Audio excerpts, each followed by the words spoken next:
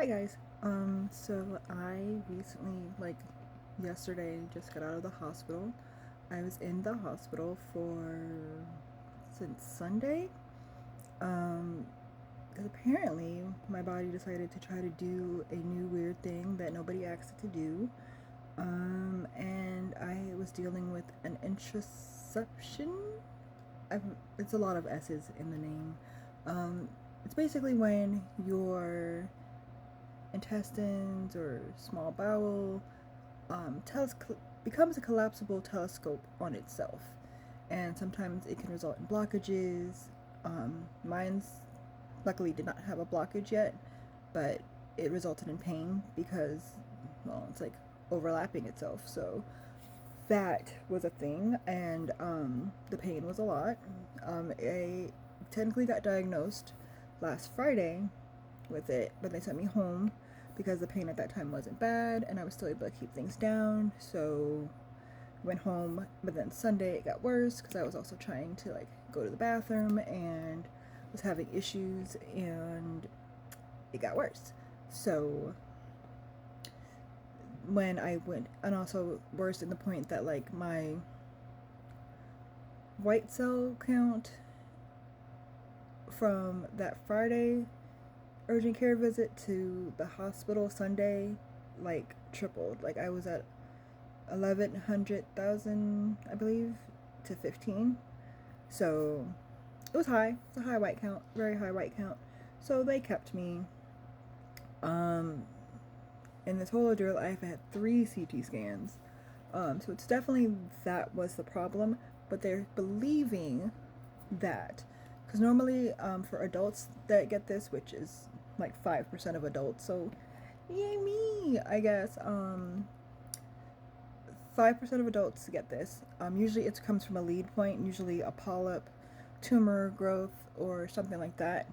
They're believing mine's has stemmed from endometriosis because I did have endo on my bowels maybe 2023, 2 years ago in my last surgery, and they weren't able to remove it all. So since not all of it was removed, they feel like that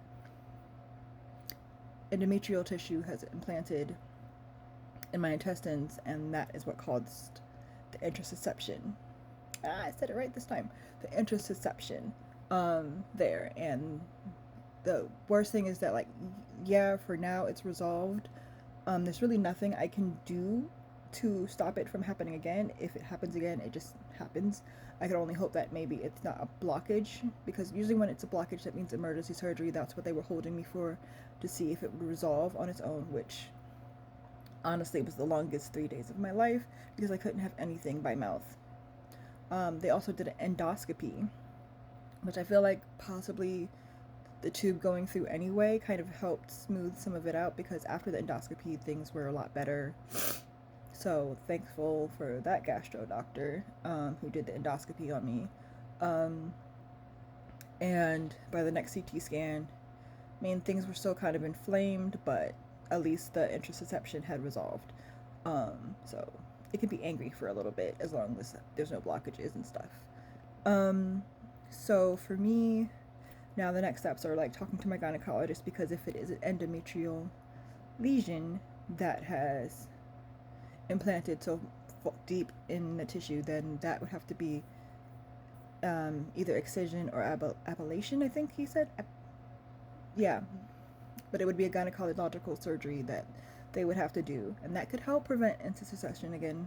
But they usually say if you can do it once, it could do it another spot as well. So that's a thing we just have to keep away from. But I'm if they can target the part that did the interception now, that would be great.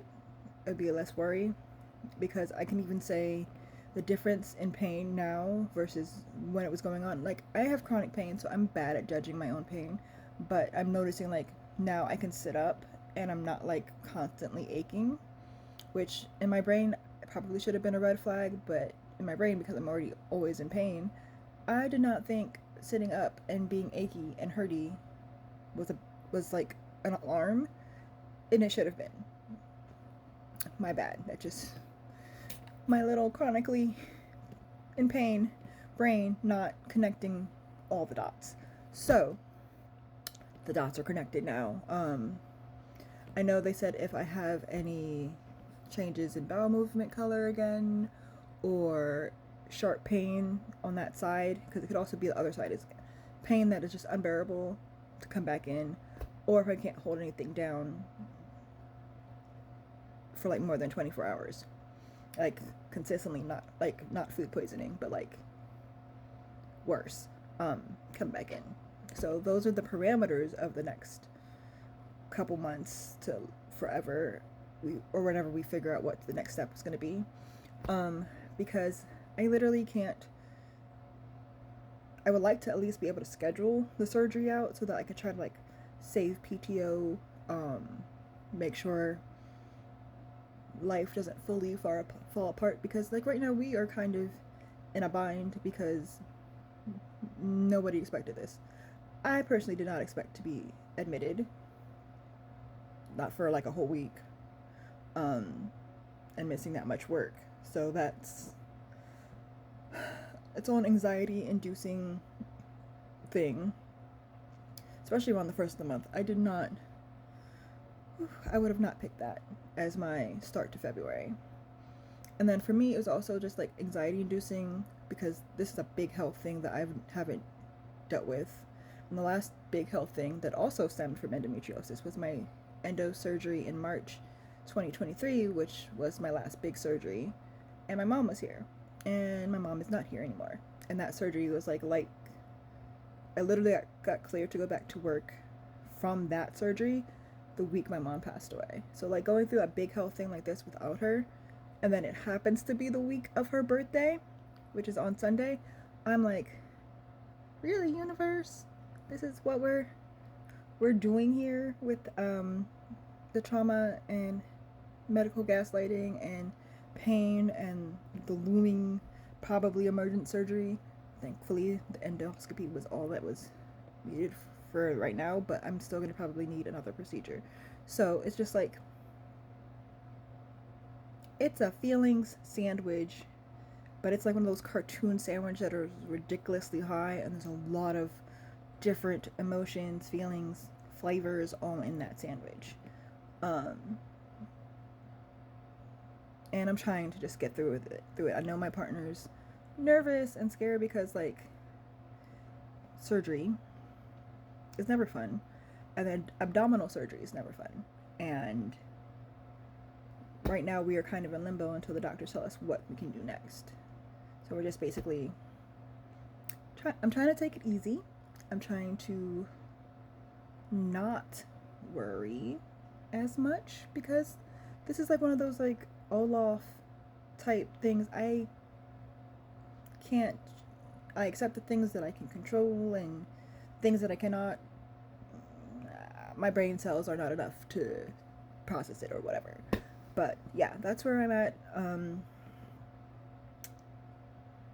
So yeah,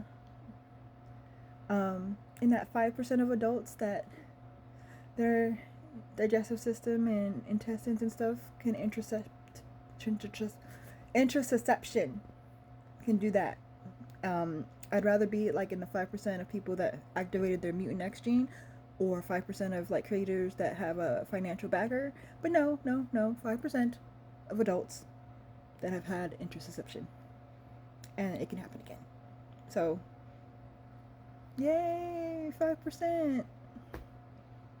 5% of all my bills paid would be much better, but you know, here we are, being a medical marvel, I guess.